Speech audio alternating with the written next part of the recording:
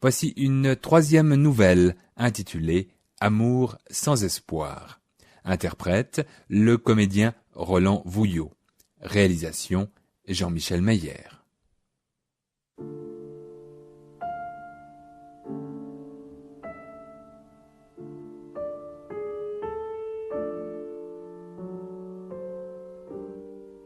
Un jour d'automne, je me suis retrouvé en voyage d'affaires à Berlin où j'avais passé les 2 plus belles et plus tristes années de ma jeunesse.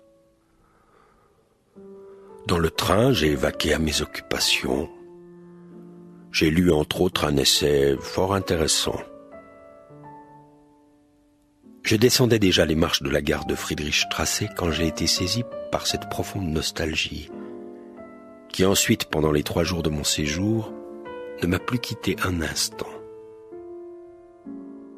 Je ne suis pas poète et je suis incapable d'exprimer l'inexprimable. Je peux seulement dire, en mots vides et étranges, que durant ces 3 jours, je n'ai apparemment pas vécu dans le présent, mais dans les souvenirs de ces 2 années-là, dont j'avais perdu la couleur et l'odeur, aussi irrévocablement qu'un mort a perdu la vie.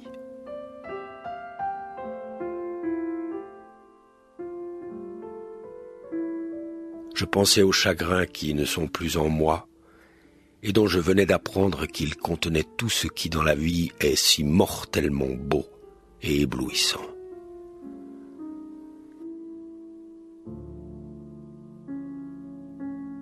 Ces chagrins contenaient la plénitude de l'existence dont un instant vaut les millions d'années d'apprentissage pour donner un sens au vide et au chaos. La jeunesse et la foi en moi.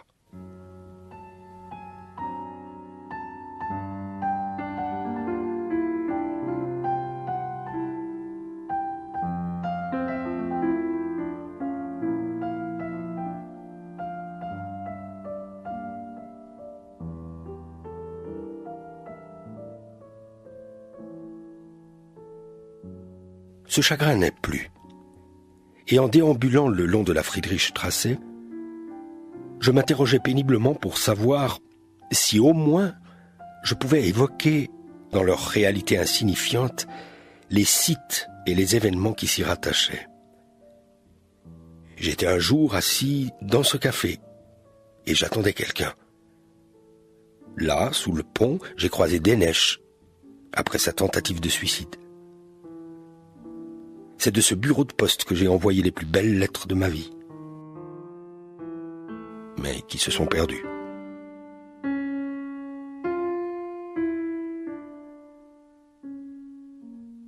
J'ai retrouvé tout cela, mais j'ai pesamment senti que j'avais oublié quelque chose, le plus important.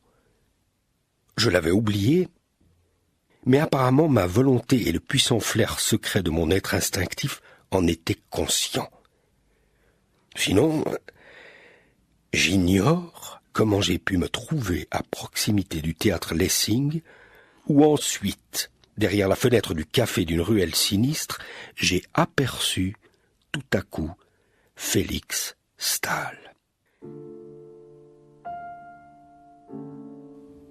Il est évident qu'inconsciemment, c'est lui que je cherchais.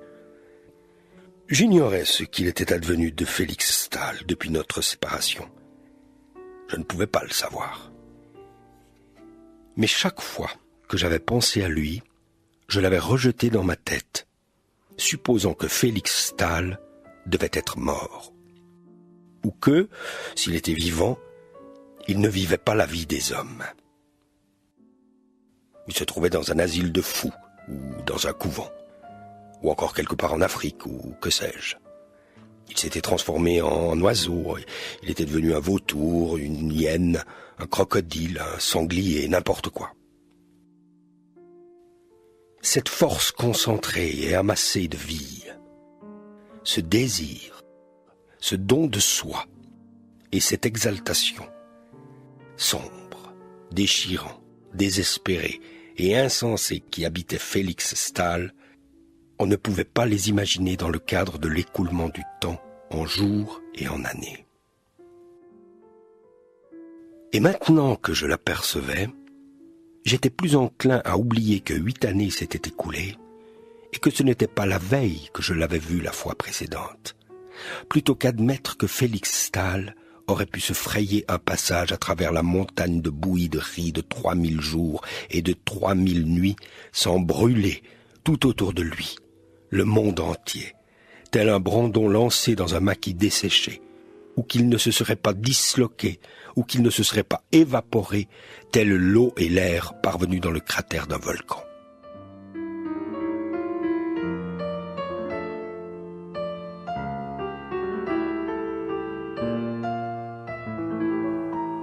Or, Félix Stahl était bien là, et avec lui les 2 années, les nuits d'errance, les promenades du petit matin, les longs silences, nos rires nerveux et débridés, les esquisses et les caricatures que nous dessinions en l'air autour de nous et dont il était un inventeur infatigable, et qui se multipliaient autour de nous tels les monstres, elfes et diablotins du monde souterrain sur les miniatures médiévales.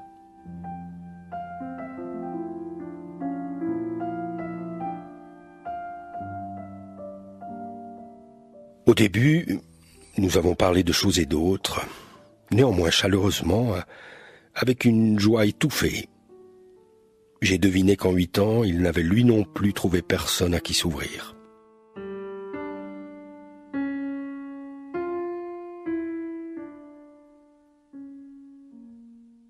Nous étions assis ensemble depuis une demi-heure, et aucun de nous n'a remarqué que nous n'avions pas dit mot de ce qui nous était arrivé, de ce que nous étions devenus, de nos métiers. C'était une preuve de l'ancienne harmonie, de cette amitié intérieure, si riche que par rapport à elle, nos vies extérieures, nos affaires, nos problèmes étaient des détails secondaires et insignifiants auxquels nous ne gaspillions jamais des questions ou des mots. Voici les questions que nous trouvions les plus urgentes à régler. Comment étaient les gens de nos jours? Dans quelle mesure nos opinions sur tel artiste ou tel problème philosophique avaient changé? Quels signes du vieillissement nous décelions sur nous?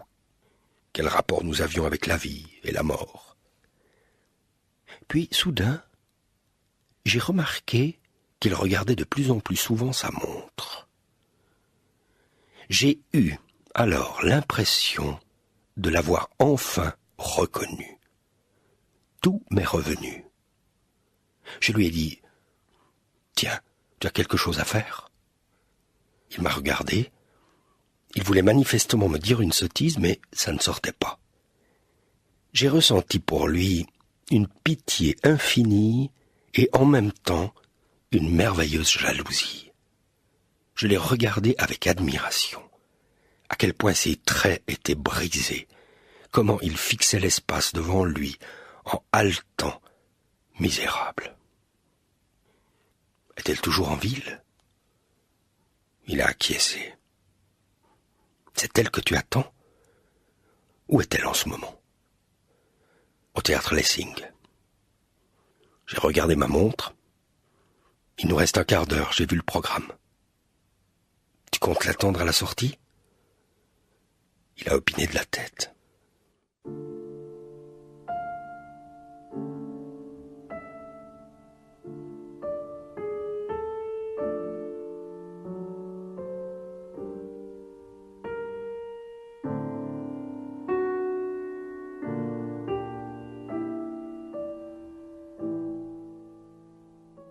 Une heure plus tard, le stade de la surprise passé, j'ai seulement remarqué que pendant ce quart d'heure, chose étonnante, je n'avais même pas pensé à lui demander ce qui s'était passé entre eux depuis.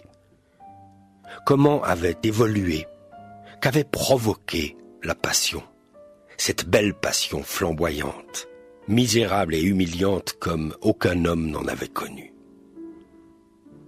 Il était si naturel qu'il fût assis ici et qu'il n'existât plus rien d'autre pour lui, plus de temps et plus d'espace. Il n'y avait que Anna. Ses mains maladivement pâles, baignées de larmes d'homme, sa tête inconcevablement belle et ses robes de soie chuintantes. Il était si naturel qu'il dut rester assis à attendre ici, durant des années, pour l'apercevoir une seconde de loin, ou pour regarder l'immeuble dont il devinait qu'il la contenait, la rue qu'hier elle avait peut-être traversée, l'air qui circulait librement, se faufilait par le trou de la serrure avant de revenir subrepticement sur le visage du marchand du coin de la rue, sur lequel elle avait peut-être levé les yeux. Les questions que je lui ai posées ne visaient d'ailleurs pas à savoir où en était leur histoire. J'ai bien vu que son amour en était exactement au même point qu'au premier instant où il avait vu Anna, au moment où il n'avait pas encore fait sa connaissance, lorsqu'il l'avait seulement imaginée, comme à 6 ans et à 1 an. Parce que ce n'est pas la sage-femme qui avait aidé Félix Stahl à venir au monde, mais son désir désespéré de Anna. Félix Stahl était né seulement parce que là-bas, dans l'obscurité du non-être, il avait senti le parfum de Anna.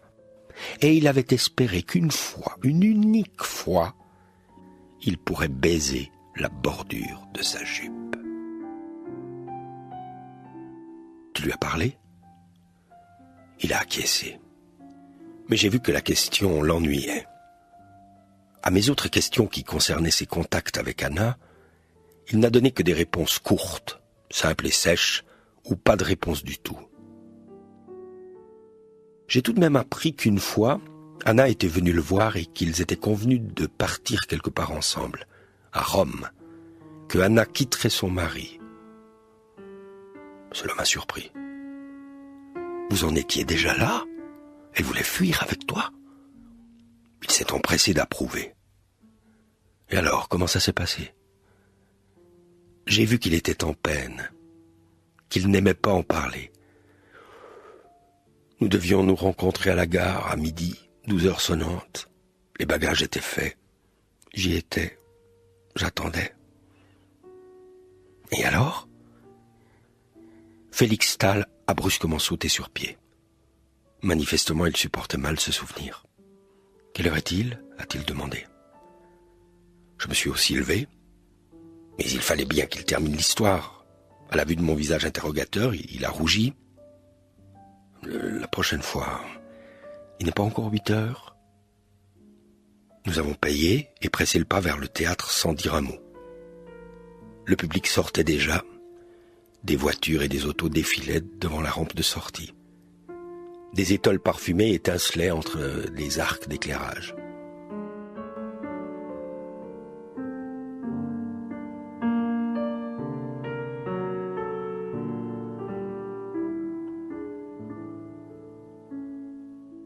C'est lui qui l'a vu le premier.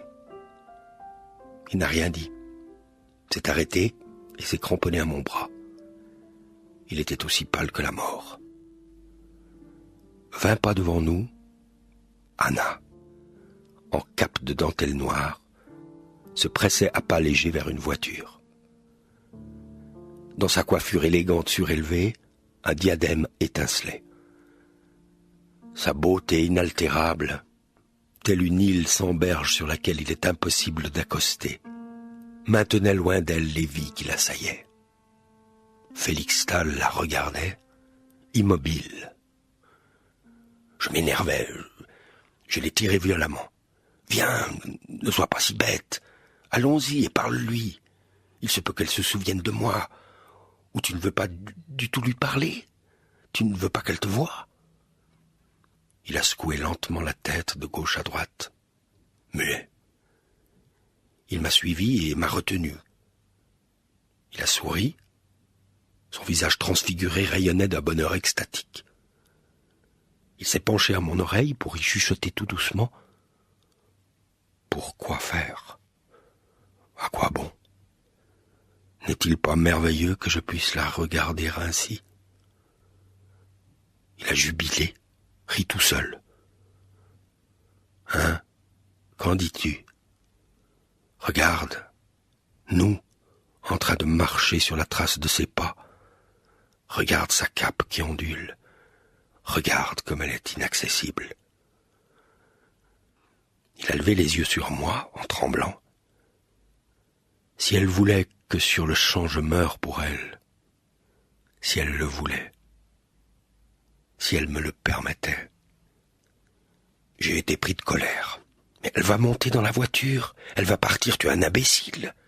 Pourquoi tu ne viens pas? Elle part. Il m'a retenu.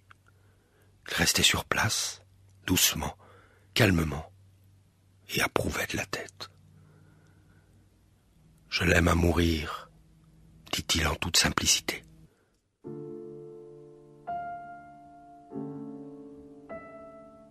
Nous avons marché côte à côte 5 bonnes minutes sans rien dire. Arrivé sur le boulevard, je l'ai furtivement observé et j'ai découvert avec surprise un visage serein, calme, qui s'ennuyait presque. Il a même bâillé.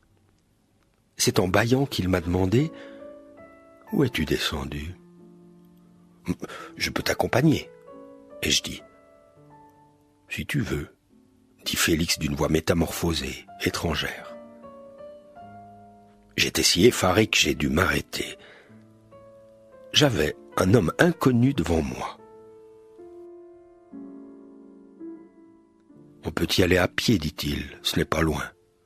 Je niche près de la rédaction. » Comme j'étais trop ébahi pour parler, il m'a raconté d'un ton léger et volubile qu'il était devenu rédacteur dans un grand quotidien. Il m'a même exposé le programme de son journal.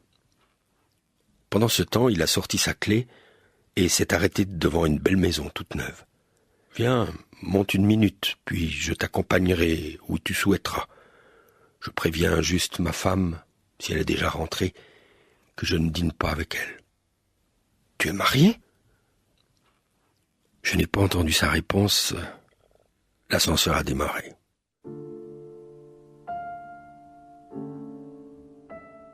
Nous avons déposé nos chapeaux dans l'antichambre d'un joli appartement. Félix est passé devant et a dit par une porte, sur un ton passablement sec, « Pardon, vous vous préparez ? Ne vous dérangez pas, mon ami, je voulais juste vous faire savoir que je ne dînais pas à la maison. » La porte s'est ouverte et, dans une robe simple, est apparue Anna. Je ne me souviens pas de ce que j'ai pu balbutier. Quand j'ai repris mes esprits, Félix, froid et impatient, répétait quelque chose avec insistance. La femme a fini par se taire, les yeux baissés, humiliés. Et déjà nous descendions l'escalier. J'étais incapable de dire un mot. Il riait, d'un rire forcé. Le cœur n'y était pas. Puis il a ajouté, brièvement sans rire, « Il n'est pas vrai qu'elle m'a envoyé une lettre. Elle est venue. On est partis ensemble. Ça fait 6 ans qu'on est mariés. » J'ai enfin retrouvé la parole. Je l'ai vertement tensé, arrosé de reproches offensés de m'avoir joué cette stupide comédie devant le théâtre. C'était humiliant pour moi et pour lui. On ne fait pas un objet de plaisanterie de sa femme. Ou alors on ne la traite pas comme ça 1 heure plus tard. La pauvre. Nous étions dans la rue. Nous nous tenions sous un balcon. Je l'ai regardé attentivement. Il m'a écouté patiemment, dans un doux silence. Son visage reflétait une souffrance très ancienne et de la tristesse. Quand il m'a répondu, sa voix était douce, chaleureuse et triste, pendant qu'il levait les yeux très haut, en direction des fenêtres. Il parlait tendrement, comme pour bercer un jeune enfant. Je n'ai pas joué la comédie. Je ne peux pas lui dire à quel point je l'aime, puisqu'elle est ma femme. Elle ne le saura jamais, car nous sommes toujours ensemble. Et je ne peux pas crier aussi fort que le tonnerre. « Anna, je t'aime !» Comme le jour où j'étais seul au sommet d'une montagne et personne ne m'a entendu crier. Elle est ma femme et ma bonne. Je dois la traiter en épouse et en bonne. Mais parfois, dans la rue, quand elle ne me voit pas et qu'elle regarde ses pieds sombrement et en méditant, ou encore parfois à travers le trou de la serrure pendant qu'elle travaille en silence, je la regarde en tremblant, elle, l'ancienne Anna, l'inaccessible, la sainte que je ne mérite pas, avec le seul vrai amour, l'amour sans espoir, parce qu'il n'est pas d'autre amour que l'amour sans espoir.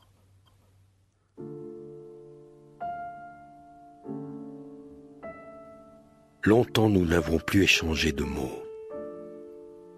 Son soupir sourd, méditatif, m'est tombé dessus quelque temps plus tard, comme venu de très loin. Si elle pouvait mourir, j'arrangerais tout si joliment. Je fermerais l'appartement à clé. Je la jetterais dans la sprée. Je me rendrais doucement au cimetière. Je pleurerais toutes les nuits sur sa tombe. Je pleurerais, libre, consolé, heureux de savoir qu'elle ne pourrait plus m'entendre et me surprendre. L'ancienne Anna qui froufroute ici parmi nous, dans les rues de Berlin, partout, avec son sourire doux et secret, nous ordonnant le silence de son index posé sur ses lèvres. L'ancienne Anna. Oh, jeunesse.